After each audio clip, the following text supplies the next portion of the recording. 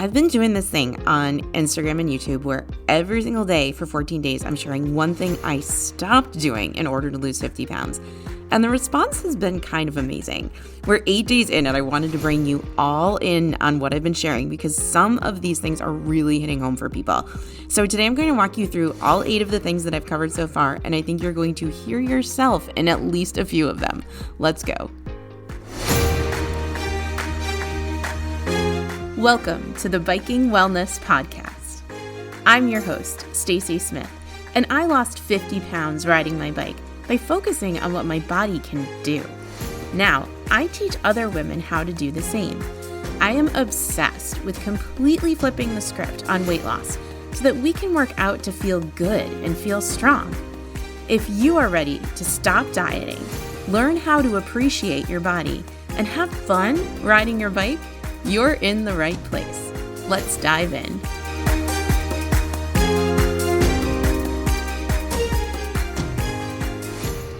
Hello, my wonderful friend. Welcome back to the podcast. And if you're just joining us for the very first time, I want to send an extra special warm welcome to you.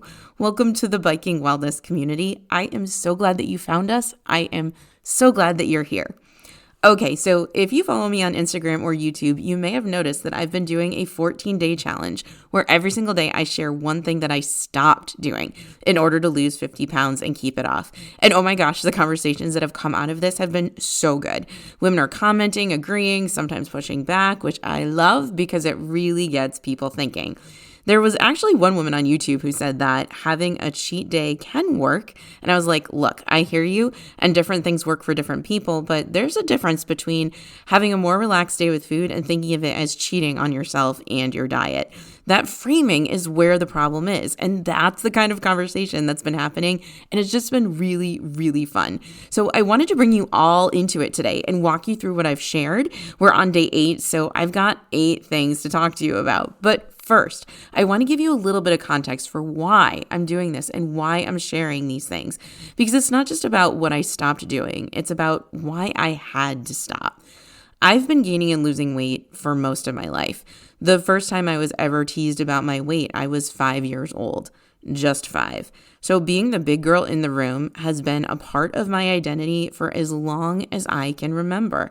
I tried every diet, every program, every counting system you can think of that people considered to be sensible, and I would always just lose weight and gain it back, over and over and over again. And I know that you can probably relate to this. Then there was a day. I actually remember the day. I remember the moment. I have these kind of moments in my life where I just remember everything about them. And on this day, it was January 2nd of 2020. I found myself standing in front of the mirror and not picking myself apart. I had become a lot kinder to myself by then, but I was just looking at myself in the mirror and I was heavier than I had ever been before, at least when I wasn't actively carrying another human. And I looked at myself and I said, you know what? I'm going to lose weight. This is going to be the last time. I'm not sure exactly how it's going to work, but I know that if it's going to work this time, I need to do things differently. There are things that I need to stop doing. I need to stop treating myself and my body like it's this project that needs to be fixed. I needed a completely different approach, a completely different way of looking at weight loss if it was going to actually work for me. And that's what I found. And that's what I'm sharing in this challenge. So let me walk you through the first 8 days so far. And, by the way, if you're not following me on Instagram and YouTube, please come find me. I'm at Sassy Cycling on both. That's SASCY Cycling, one word. And I'm posting one of these every single day for 14 days. And there's 6 more coming, so you don't want to miss them. And honestly, to be really frank, it's really fun to actually kind of see me talk about these things too. There's just something a little bit extra with videos. So I'm just saying, come over and hang out with me on Instagram and YouTube. All right, let's get into it. So here are the 8 things. Number 1, and if you've been here for a little bit, I know that you've heard this one before, but let's just hear it again. I stopped counting calories for good. That's not to say that I'm not mindful of what I eat. There's a really big difference. But I stopped feeling like I had to count every calorie, plug it into an app, or count points, or restrict myself in that particular way. My first diet ever was Richard Simmons Deal a Meal cards. I was 12 years old. I had quietly snatched them from my aunt when she abandoned them, and imagine my shock when Richard Simmons actually called our house to see how it was going. And I didn't have the heart to tell this wonderful man that there were never enough carbs in the day for me. I mean, I'd been counting in some form since I was 12. Weight Watchers, MyFitnessPal. There was like My Food Diary, Spark People. There were so many of these things. And if, you're a woman in your 40s or up, you probably have heard of these things too. And they all had the same problem though. Counting is not sustainable, at least not for me. And it's not fun. And it involves math. And I hate math. And don't even try to tell me that the app does the math for you, because I still hate it. I lost 50 pounds when I stopped counting everything, and I started just planning my food in the morning like a normal person, without an app, just a notebook and a pen, no points, just a simple plan for the day. And that has made all of the difference. So that's number 1. Number 2, I stopped exercising to lose weight, and I started moving because it feels good. Do you remember that feeling of racing down the hill, in your neighborhood on your bike to see who was the fastest? How that was the absolute best feeling. And if you're riding bikes, if you're one of those women in this community who is all in on the biking, you know what I mean, because you've done it lately. Or you did it last spring or last fall, and you can't wait to get into it this spring. It's the best to go down a hill and yell, wee! I love it. So why do we find ourselves as adults like just on a stationary bike at the gym or an elliptical machine, staring at a TV, trying to distract ourselves while the dumb seconds tick by so slowly? We have just completely lost the joy of moving. My husband bought me a bike for our anniversary. He bought me this beautiful road bike. I think it was back in 2018, because he had listened to a podcast where, that said that couples should set goals for each other, and he wanted me to ride bikes. And I thought he was absolutely nuts. But when I got on that bike and flew down that first hill for the first time as an adult, I felt like a kid again. I was like, oh, I get it. This is why he wanted me to buy a bike. This is what movement is supposed to feel like for you. And I don't care if it's biking or walking or hiking or dancing in your kitchen or swimming, whatever it is that you love to do. I want you to think about what you loved as a kid and what you love to do to move your body, and see if you can rediscover that joy. I'm not out there to burn off what I had for dinner. I'm not on a bike to earn calories. I don't go for a walk on my sad bike path walks, which I know I've talked to you about, just to burn calories. I do it because it feels good, because I want to be known as the mom who walks during baseball practice. I started moving because I wanted to feel good and feel strong and be able to keep up with my son and be around with him for a really long time. That's what changed everything with movement, not calories burned. I had to separate movement from weight loss. That was a huge piece of my success. Okay. Number 3, I stopped calling foods good and bad. This one actually really hit a nerve on Instagram. I used to stop on my way home to throw out my McDonald's bag so that nobody would know that I went through the drive-thru at McDonald's in my house. I used to eat half a big bag of Doritos on the way home from work, listening to the Crime Junkie podcast, and I would then hide the other half in my car for the next day. I felt so guilty because I thought these foods were so bad and I couldn't control myself around them. Now, I just pack a few Doritos into my lunch, into my afternoon snack every day with some peanuts or a meat stick so I have a little bit of protein to go with it, so it sticks with me a little bit longer. I don't need to eat half the bag anymore. I don't need to, because I know I can always have them again tomorrow.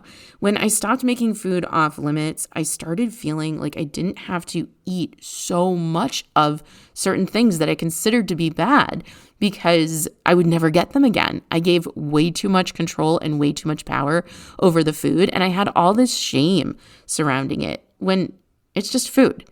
So that was a huge thing that I had to stop doing in order to lose my weight and keep it off. Number 4, I stopped letting the scale ruin my day. And I know I've talked to this before on the podcast, but the thing is that the scale is going to fluctuate every day. It is just one piece of information.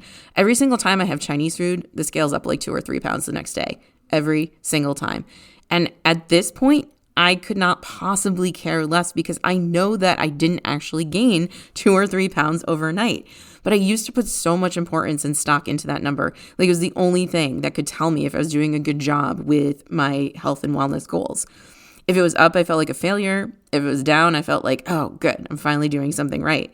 But the number doesn't tell you if you're getting stronger. It doesn't tell you if your clothes are fitting better. It doesn't tell you if you're feeling good in your body. It's just sodium and water and food still moving through your body and your system. And it means absolutely nothing about you and your health and your progress. And it really doesn't mean anything about weight loss day to day either. It is the trend over time that we are interested in, my friends. All right. Number 5, I stopped restricting all day before going out to eat. I used to eat barely anything all day when I knew I had dinner plans so that I could save up my calories for later. And then I'd get to the restaurant so freaking hungry that I just fill up on bread before my food even came out. And I know that you know what I'm talking about, especially if you've done the Weight Watchers and you've saved your points. You've like saved up all those points so that you go out over the weekend and then you're stressing out looking at the menu and you're like, oh my gosh, am I going to eat more than the points that I saved? And I just felt so self-conscious all the time. So with that bread, I felt like I was eating more of it than anyone else at the table. And then I'd ask for another basket just in case I ate too much. And then I'd eat a whole chunk of that basket too. And here's the thing. Now I just eat my normal amount of food during the day. I order what looks good to me on the menu, and I stop when I've had enough food. Not because I'm afraid of gaining weight, but because I don't want to feel so uncomfortably full that I feel like I want to unbutton my darn pants the second I get back to the car. And I just remind myself, you know what? This is one meal of 21 meals I have a week. It doesn't have to turn into this big moral dilemma. I just eat what I want, and when I'm full, I stop. Actually, I stop a little bit before I'm full in a perfect situation. Sometimes I still overeat, but when I do, I just make like Elsa and I let it go, okay? Number 6, I stopped having cheat days. Now, I know I mentioned this at the beginning of the episode a little bit, but can we please just all agree that cheat days are nonsense?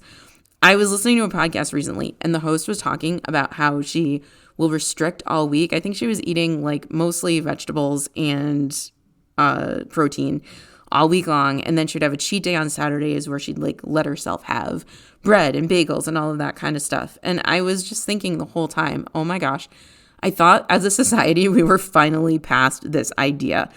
And I used to do the exact same thing, and I've heard of a lot of diets, you know, in the 90s where this was a big thing. I would try so hard to be good all week and then just hit a wall, and I'd be like, screw it, I'm cheating tonight. And I would eat so much because I felt like, oh, well, I don't know, I'm going to let myself have another cheat day again. And then I would feel guilty the whole time I was eating all of the food, and I'd feel kind of gross. And then one cheat day would turn into a cheat weekend, which turned into a cheat week, which turned into me just giving up on whatever diet I was doing altogether and deciding like, well, I'm just not the kind of person that can ever lose weight. This never works for me anyway. When I stopped cheating, and I started just eating foods I love every single day in quantities that were reasonable and felt good in my body, I realized that I don't need to eat half a loaf of garlic bread at a restaurant or tonight because I can always have some more garlic bread again another day. Number 7, I stopped waiting till Monday to start over with my diet. So very related to the idea of cheat days. If you've ever found yourself in front of the pantry on a Friday night, just shoveling food in your face because you were so stressed out from a long week at work, you didn't know what you were having for dinner, and you just need to eat something right now, I would come home from work on Fridays so done with everything. Eating just felt like the only thing I could do for myself, or something I could do to just stop thinking and feeling about all of the stress. But then I'd feel guilty and decided that, well, the whole weekend must be shot. I might as well keep eating until Monday. One Friday night would turn into a whole weekend, and Monday would come around, and then I would just be like, oh, well, you know, I'm tired. You know, I'm stressed, the work week's starting, and I wouldn't even start over again on Monday. So I just kind of gave up altogether a lot of the times. And this is what I finally figured out. The reason I was so out of control on Friday nights was because I was being so restrictive during the week. And by Friday, I was hungry, exhausted, sick of making decisions about everything in my life, let alone food. And I just felt like I needed to do something for me. I didn't need more willpower on a Friday. I just needed to stop, restricting so much Monday through Thursday. Now when I overeat, I just ask myself, what was going on? What do you really need right now?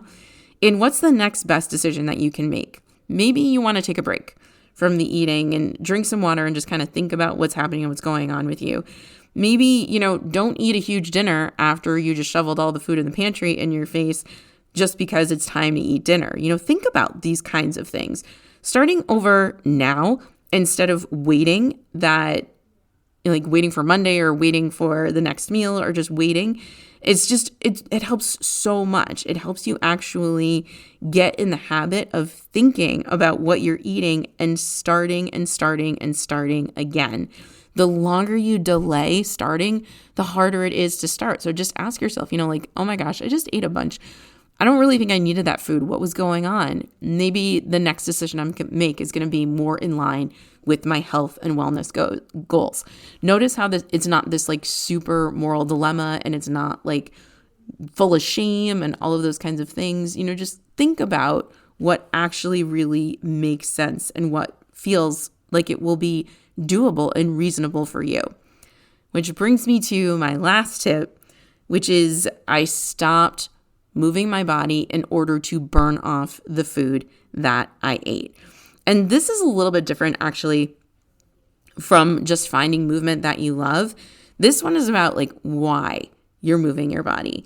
I used to think that if I ate too much, I owed the gym a debt. I had to go to the gym and I had to work it out, or I had to immediately go to a walk in order to feel better, to burn off those calories, or do an extra long bike ride to make up for it. This is a terrible way to live. It just keeps you on this roller coaster of trying to make up for what you conceive to be a poor decision. And here's the thing, I'm the mom who walks during baseball practice, not because I need to burn off dinner, because it's a beautiful day and I want to feel good. When you stop using movement as a punishment and you start using it because you want to feel strong and feel capable and be around for your family for a long time and do active things with your family, that's when everything starts to shift. And you want to do it. You want to move because it feels good and it feels like it's something that you're doing for you. And when you want to do it, you keep doing it. And that's how you build consistency with movement. You find the movement that you love and you do it because it feels freaking good. That's what I'm here to talk to you about. That's what this podcast is all about. That's what I'm all about. And that's what I want you to think about every time you're sitting on the couch and you're like, ugh, I don't want to. I want you to remind yourself how good it feels to move your body and how awesome it is when you are that person who's known as the active person, the mom who walks during baseball lessons, the person who really thinks about movement as an integral part of her life. Oh my gosh, you guys, this stuff is just so good. That's the 8 things that I stopped doing to lose 50 pounds, but I've got a few more. I'm just a little over halfway through. 6 more are coming on Instagram and YouTube. So if you're not following me yet, come and find me and follow me at Sassy Cycling, SASCY Cycling on one or both. I'm posting one of these every single day. And the conversations, like I said, have been so good. I've been getting messages. People have been commenting. It's a whole different experience getting to actually see me tell the story. So come and hang out with me over there. If this episode resonated with you, I would love for you to share it with a friend, screenshot it, text it to her, send her the link. I bet she needs to hear one of these 8 things today. Thank you so much for being here. Thank you so much for joining me. I am cheering you on every single step of the way. Talk soon. Thank you so much for joining me for this episode of the Biking Wellness Podcast. Be sure to head on over to sassy.com/guide, SASCY.com/guide, to get my completely free Lose Weight Biking Quick Start Guide so that you can get started with simple, doable weight loss today. That's SASCY.com/guide.